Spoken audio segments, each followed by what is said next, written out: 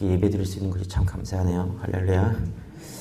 22장, 열왕기상 22장 13절에서 28절입니다. 13절에서 28절. 제가 한 절, 여러분의 한 절 교독하도록 하겠습니다. 열왕기상 22장 13절에서 28절.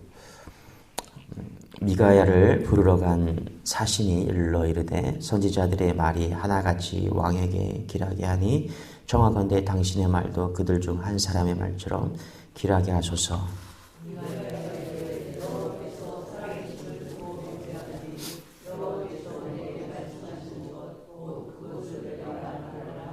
이에 왕에게 이르되 왕이 그에게 이르되 미가야야 우리가 길리앗 라못으로 싸우러 가랴 또 말랴. 그가 왕께 이르되 올라가서 승리를 얻으소서. 여호와께서 그 성읍을 왕의 손에 넘기시리다.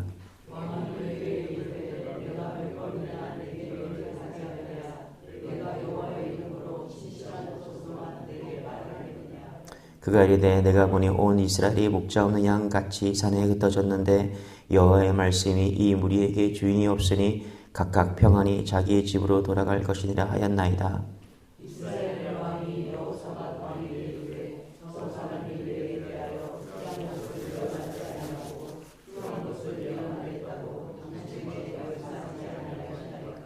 미가야가 이르되 그런즉 왕은 여호와의 말씀을 들으소서.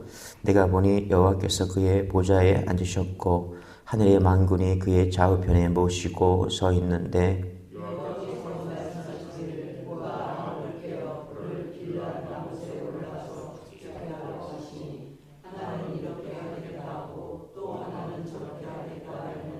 한 영이 나와서 여호와 앞에 서서 말하되 내가 그를 꾀겠나이다.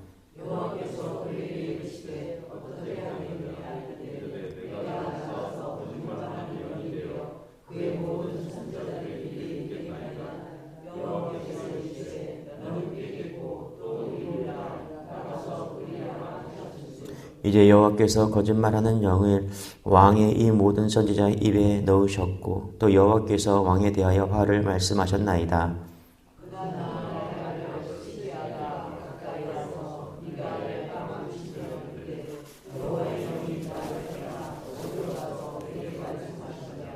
미가야가 이르되 내가 골방에 들어가서 숨는 그 날에 보리라.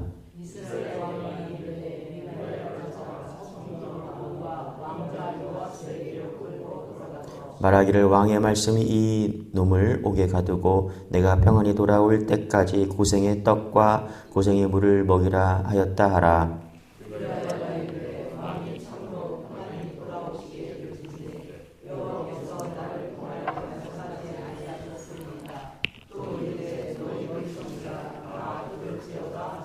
아멘. 미가야를 부르러 간 아합의 신하가 이야기를 합니다. 다른 400명의 선지자들이 이 전쟁을 이긴다고 말하니까 미가야 선지자 당신도 좋게 얘기해 주세요. 우리 왕에게 아합 왕에게 좋게 얘기해 주세요. 신하가 그렇게 이야기하고 있는 거예요. 한번 13절 14절 한번 다시 한번 잘 읽어볼게요. 시작.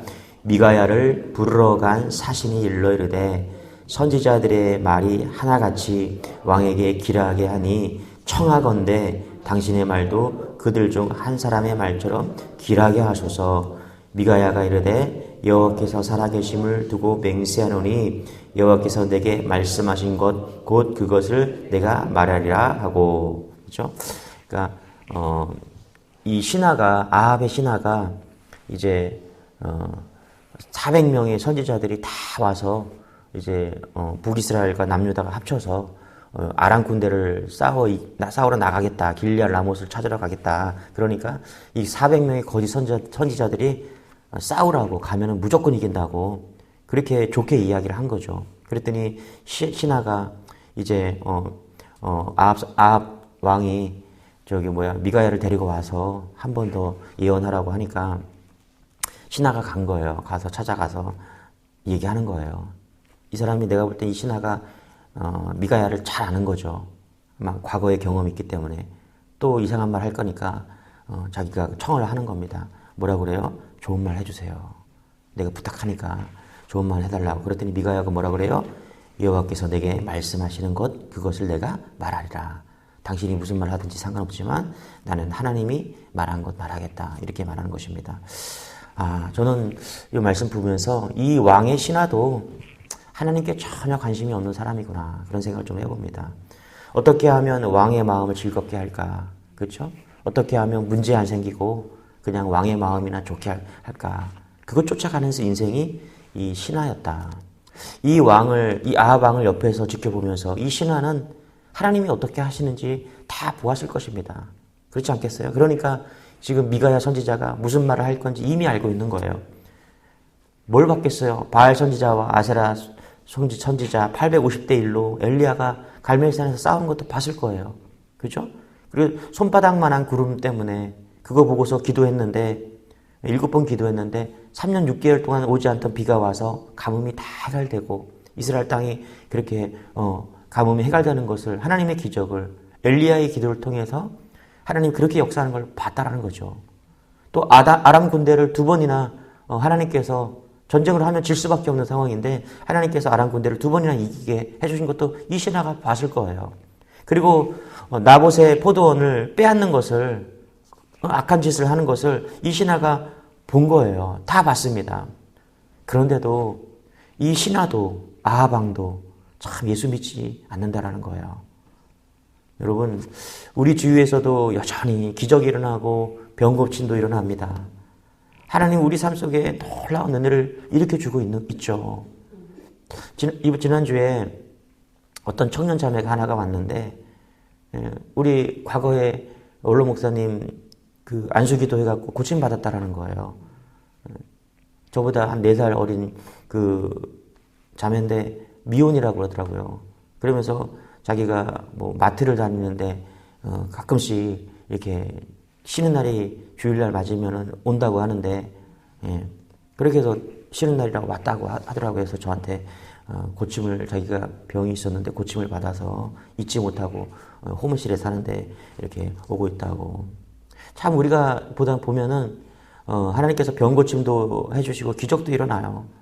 근데 참 놀라운 것은 뭐냐면 아합 왕처럼 신하들처럼 그렇게 기적을 보고도 사람들이 믿지 않는다라는 거예요. 왜 안 믿을까? 여러분 믿어지는 게 은혜인 줄 믿으시기 바랍니다. 믿어져서 오늘 이 새벽에 나와서 잠을 설치고 잠을 끊고 이 자리에 와서 기도하는 것이 정말 은혜인 것입니다. 저는 오늘도 그 진수 자매의 그 카톡 문자를 보면서 정말 새벽기도 오면서 안타까운 마음도 있지만 또 우리가 새벽기도 할 수 있는 것이 얼마나 은혜인가 또 그런 생각을 좀 해보게 됩니다. 한 영혼이 주님을 영접하는 것이 정말 하나님의 기적이구나. 우리가 오늘 와서 새벽 예배 드리는 것이 기적이구나. 정말 하나님께서 이 놀라운 기적들을 일으켜 주시고 계신데 우리가 그거 보고 예수 믿는 것이 기적이구나. 그런 생각을 해보게 됩니다. 우리 14절 다시 한번 읽어볼게요. 시작. 미가야가 이르되 여호와께서 살아계심을 두고 맹세하노니 여호와께서 내게 말씀하시는 것 곧 그것을 내가 말하리라 하고. 여기 참 선지자가 나오는 거죠. 다른 거 말하지 않고 다른 거 따르지 않고 죽어라 예수 따라가는 인생, 그게 참 선지자다. 여러분 다 참 선지자 되시기 바랍니다. 말씀을 듣고 말씀을 따라가는 것. 참 저는 좋은 설교가 뭘까? 좋은 설교는 여러분 죽어가는 영혼을 살리는 거고요. 좋은 설교는 종의 신분으로 있다가 하나님을 영접해서 양자 되는 신분으로 바뀌는 거죠. 제가 설교를 해도 참 사람들이 참 바뀌지 않는다. 그럴 때 가끔 절망을 하게 돼요, 목사들은. 왜 설교를 하는데, 복음은 살아있는데 왜 사람들은 이렇게 구원받은 성도가 이렇게 적을까? 교회에 오면은 설교 팍 듣고 바로 구원받았다. 아멘 하면 얼마나 좋을까? 근데 왜 이렇게 안 바뀌는 걸까, 사람들이? 왜 구원받는 백성들이 이렇게 쉽게 바뀌지 않을까? 절망을 해요, 낙심이 되고요. 그런데 오늘 말씀을 준비하면서 좀 위로를 받습니다. 야, 미가야가 말해도 잘 변하지 않는데 네가 뭘 그렇게 잘났다고. 그렇지만 여러분, 참 선지자는 변하지 않아도 듣는 자가 없어도 말씀을 전하는 줄 믿으시기 바랍니다. 우리가 참 선지자처럼 살아야 돼요. 여러분, 그렇게 기도하고 말씀을 전해도 사람들 참 변하지 않잖아요. 그렇죠? 교회 한번 가보자고 하더라도, 그렇게 밥을 사줘도 변하지 않지만, 여전히 포기하지 말고 우리 미가야처럼 말씀을 전하는 인생 되기를 바랍니다. 17절입니다. 같이 시작. 그가 이르되 내가 보니 온 이스라엘에 목자 없는 양같이 산에 흩어졌는데 여호와의 말씀이 이 무리에게 주인이 없으니 각각 평안히 자기의 집으로 돌아갈 것이니라 하셨나이다. 17절에서 23절까지 나오는 내용은 400명의 선지자들이 거짓이라는 것을 천상회의를 통해서 보여줍니다. 400명의 가짜 선지자들이 다 예스했는데 미가야 선지자 한 사람만이 노했다라는 것입니다. 여러분, 400이 아니라 4,000명이, 4만 명이 다 예수해도 하나님이 노라고 하면 우리는 그 길을 따라가야 되는 사람인 줄 믿으시기 바랍니다. 이 세상에 많은 사람들이 민주주의다, 대세다 그래서 많이 모이고 소리가 크면 그게 정답인 시대에 살고 있어요. 그래서 여러분, 많은 사람들이 그렇게 세상으로 다 빠져갑니다. 많은 사람들이 그 길을 가기 때문에 그게 옳은 길이라고 생각하고, 그러나 여러분 잊지 마세요. 대세를 따르는 것이 아니라 400대 1이건 850대 1이건 우리가 가는 길은 좁은 길이고 생명의 길인 줄 믿으시기 바랍니다. 참 선지자는요, 그래서 좋은 말 하는 사람이 아니라 흉한 말을 하는 사람이에요. 우리 18절 읽어볼게요. 시작. 이스라엘의 왕이 여호사밧 왕에게 이르되 저 사람이 내게 대하여 길한 것을 예언하지 아니하고 흉한 것을 예언하겠다고 당신에게 말씀하지 아니하였나이까. 그러니까 400명은 다 좋은 것 말했는데 미가야 선지자는 흉한 것 말한 사람이에요. 왜 흉한 것 말합니까? 그게 좁은 길이에요. 좁은 길. 그게 외로운 길이고 의로운 길이라는 거예요. 여러분, 우리가 가는 길은 잘 먹고 잘 사는 길이 아닙니다. 고난의 길이고 좁은 길이고 외로운 길이라는 것을 잊지 마십시오. 이 새벽에 나와서 기도하는 게 넓은 길입니까? 그래서 새벽 기도는 그 교회의 11조 성도라고 하잖아요. 외로운 길이에요. 그런데 주님이 그 길을 원하신다는 걸 잊지 마시기 바랍니다. 좁은 길 가는 거예요. 24절입니다. 같이 시작. 그나 아나니의 아들 시드기야가 가까이 와서 미가야의 뺨을 치며 이르되 여호와의 영이 나를 떠나 어디로 가서 내게 말씀하시더냐. 그죠? 미가야가 뺨을 맞으면서도 복음을 전한다라는 거예요. 그러니까 이 가짜 선지자 시드기야가 또 와서 흉한 거를 이야기하니까 미가야의 뺨을 탁 치면서 여호와의 영이 나를 떠나 어디로 가서 내게 말하느냐. 그러니까 자기는 진짜고 가짜라는 거예요. 미가야 보면서. 누가 가짜고 누가 진짜예요. 미가야가 뺨을 맞는 거죠. 그런데도 미가야는 포기하지 않는 겁니다. 여러분, 참 선지자는 뺨을 맞아도 포기하지 않는 것입니다. 우리가 복음으로 살아갈 때 얼마나 고난받습니까? 그렇죠? 예수 안 믿으면 얼마나 고난받는지 몰라요. 요즘도 동창회에 전화가 와갖고 너는 왜 동창회 안 오냐요? 초등학교 동창들이. 동창회를 주일날 잡아놓고 나보고 오라니. 이놈들 아주 그냥. 야, 내가 목사야. 목사가 어떻게 주일날 동창회를 가냐 이놈들아. 그래도 걔네들이 이해를 못하는 거예요. 교회를 안 다니니까. 그러면서 너 나쁜 놈이라고 한 번도 동창회 안 온다고. 그러고 있어요. 여러분, 뺨을 맞아도 복음을 전해야 되는 것입니다. 얘들아, 교회 나가라. 토요일날 하면 내가 갈게. 뺨을 맞아도 시드기야에게 뺨을 맞아도 그 거짓 선지자에게 미가야가 말하는 거예요. 뭐라고? 25절 시작.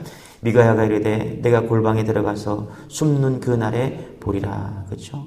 하나님 심판하시는 날 시드기야 너 골방에 들어가서 목숨을 위해서 숨을 날을 보게 될 거야. 그 얘기하는 거예요. 여러분, 참 선지자는 이런 뺨을 맞고 고난을 당하고 그래도 복음을 전하는 것입니다.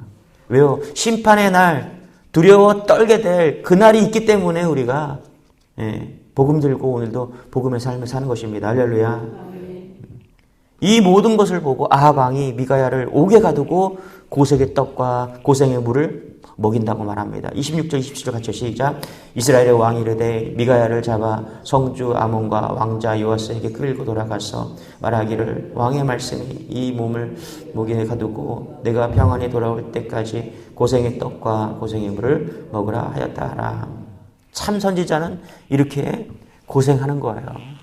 복음 전하다가 미가야가 옥에 가두게 되는 거잖아요. 그렇죠? 850대 1로 싸워서 이기고 손바닥만한 구름을 기도했는데 3년 6개월 동안 가뭄이 다 세갈되고 아람 군대를 2번씩이나 이기게 해주는 이런 기적을 봤는데도 이 아합 왕이 이 미가야 선지자를 그렇죠? 식사 한번 대접해 주는 것이 아니라 옥에 가두라는 이런 엄청난 일을 벌이고 있는 거예요. 참. 복음을 전하다 보면요. 죄인이다. 복음을 전하다가 죄인입니다. 어제도 점심 먹다가 여기 어떤 식당에서 그 아이들을 보내달라 하니까 이제 보내줄 마음이 있다고 그렇게 얘기를 하더라고요. 복음 전하다 보면요. 나는 아무 죄도 없다고 말하는 사람이 있어요. 예수님은 우리를 위해서 십자가에 위해서 당신의 죄를 위해서 죽으셨습니다만 하면 좀 미친 소리 하고 있다고 내가 왜 죄가 있냐고 난 깨끗하게 살았다고 깨끗하게 살긴 뭘 깨끗하게 살아요. 인간이 다 그놈이지. 그렇지 않아요? 다 죄인이지. 죄악덩어리지. 마음속에 욕망 있고 다 돈 쫓아가고 다 죄인인데 자기가 그 죄란 감옥 속에서 살아가는 걸 깨닫지 못하고 아주 고래고래 지르면서 그렇게 복음을 전하는 사람들을 그렇게 모독하는 경우가 있어요. 여러분 참 선지자로 사시기 바랍니다. 우리가 미가야로 살아야 되는 거 이 땅에서. 그렇게 살지 않으면 되지 않는 시대입니다. 대충 살아서 대충 예수 믿어서 되는 시대가 아니라는 거예요. 제가 간증 듣고서 어제도 많이 울었는데 설교 준비하는데 문자가 와갖고 진수자매 때문에 울고 설교 준비하다가 한 어린아이가 초등학생 둘 자매를 둔 아이들이 있는데 8월 말에 부모님의 이혼 판결을 앞두고 있는 거예요. 둘 다 초등학교 자매인데 근데 이 자매들이 이제 아빠랑 살고 있고 엄마는 이제 이혼을 준비하면서 떨어져 살게 되어 있고 그런 상황인 거죠. 근데 이제 교회 수련회가 있어서 등록을 하는데 아빠하고 살고 있는 아이들이 아빠는 교회를 안 다니고 엄마는 교회를 다니는 거예요. 근데 수련회 등록비를 달라고 하니까 아빠한테 아빠는 교회 다니는 엄마에게 수련회비를 달라고 가서 달라고. 그래서 이제 엄마 만나서 달라고 하니까 엄마는 또 다시 아빠에게 수련회비를 받으라고 했다는 겁니다. 그래서 또 다시 아이들이 아빠에게 가서 다시 또 수련회비를 달라고 하니까 4만 원씩인데 3만 원을 줬다는 거예요. 그러니까 아빠가 주면서 뭐라고 그러냐면 너희들 가서 엄마에게 마지막으로 한 번 더 얘기해 보라고. 엄마가 수련회비를 이제 주지 않으면 끝까지 주지 않으면 이 돈으로 등록을 하라고 그랬다는 것입니다. 그래서 아이들이 또 엄마 같이 살지 않으니까 이게 아주 복잡하잖아요. 그렇죠? 왔다 갔다 하고. 아이들이 그래서 또 엄마한테 가서 한마디 얘기를 했다는 거. 그랬더니 엄마는 아빠에게 받아서 가라고 그렇게 했다는 겁니다. 근데 아이들은 그렇게 되다 보니까 둘이서 아빠가 주신 이 수련회비를 아빠에게 돌려드리면서 엄마가 수련회비를 주셨다고 그렇게 얘기를 했다는 거예요. 이 이유는 그거예요. 아빠가 교회를 안 다니니까 어떻게 한번 구원해 보겠다고. 그러면서 이 아이들이 용돈이 전부를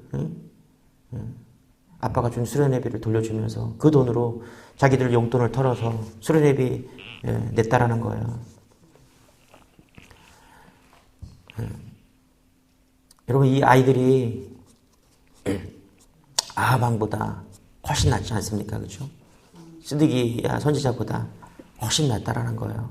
4만 원이 전 재산인데 그거 수련회 가겠다고 아빠 구원하겠다고 거짓말로 엄마가 주셨다고 그리고 또 다시 돌려드렸다라는 거예요. 아빠에게 잘하고 싶어서 아빠 구원받게 해주고 싶어서 깜짝 생일 파티를 해드렸다라는 거예요. 그랬더니 아버지가 이거 치우라고.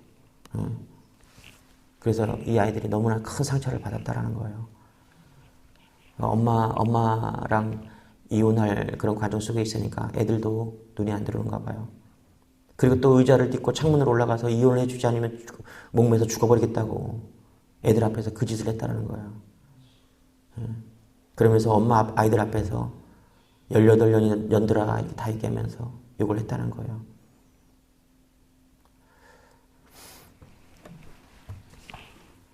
근데 이 아이가 이렇게 얘기하더라고요. 저희 가족의 고난은 끝나지 않았고 다음 달에 이혼 소송 최종 판결이 난다고 합니다. 비록 아직 남아있는 고난들이 많지만 저와 함께 해주신 주님을 생각하면서 잘 견딜 수 있기를, 그리고 우리 가정에 하나님께서 찾아오셔서 각자 상처받은 가족들의 마음을 어루만져 주시기를 원합니다. 우리 가정의 구원을 위해서 기도해 주세요. 6학년짜리 초등학교가 이렇게 간증을 한 거예요. 동생 4학년짜리도 간증. 여자애들은 왜 이렇게 성숙한지 몰라. 남자애들은 이런 거 절대 안 돼요. 그죠? 아빠 엄마의 구원과 또 아빠 엄마의 부부 사이의 거룩을 위해서 기도해 달래요. 참 환장한 어르십니다. 이 초등학교 두 자매 가정이란 감옥에서 고생의 떡과 물을 먹고 있는 것을 깨닫게 되는 것이죠. 다들 수련회 안 가겠다고 하는데 그렇게 수련회를 가려고 몇 번을 왔다 갔다 하면서 피 같은 돈을, 그 돈을 아빠의 구원을 위해서 다시 드리고 간증을 드리면서 이게 참 선지자의 삶이다. 그 어린아이들이 부모 구원하겠다고 그러고 있는 거예요. 여러분, 보잘것없는 성도의 삶을 다 값집니다. 그런데 그것이 언제 지켜지냐면 우리가 목숨을 걸고 신앙생활을 할 때 우리가 복음을 지킬 수가 있는 것입니다. 여러분, 우리에게는 어떤 것도 사소한 일이 없습니다. 오늘 하루도 예수님께서 피값으로 사신 줄 믿으시기 바랍니다. 예배 하나를 드려도 목숨을 걸어야 됩니다, 여러분. 목장을 가고 이제 목장이 세워지면 목숨을 걸고 목장을 해야 됩니다. 목숨을 건 하루하루를 그렇게 살아갈 때, 복음으로 살아갈 때 진짜 구원의 감격에 이르는 것입니다. 정말 종말이 이르는 그날에 우리가 잘 준비되어 있지 않으면, 오늘을 종말처럼 살지 않으면 구원의 그날에 여러분 어쩌면 우리도 그렇게 골방으로 돌아가 숨어야 될 줄 모릅니다. 오늘 하루 주신 하루 구원의 백성으로 사시기 바랍니다. 감사하시고 또 만나는 사람과 기회 있을 때마다 복음 전하십시오. 그게 무슨 소용인가? 그게 나에게 무슨 이득이 되는가? 여러분, 마지막 날에, 심판의 날에 다 알게 됩니다. 너 충성했구나. 너 영혼 구원했구나. 너 복음을 위해 살았구나. 그것만 남는다는 것입니다. 그것이 큰 힘이 될 줄 믿습니다. 오늘도 복음으로 사는 여러분 되시기 바랍니다.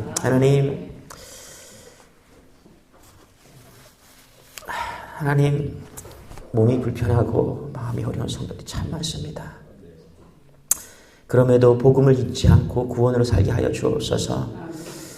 자녀 삼아 주시고 양자 삼아 주시고 죽을 수밖에 없는 죄인이지만 구원해 주셔서 예수 믿게 해주시니 감사합니다.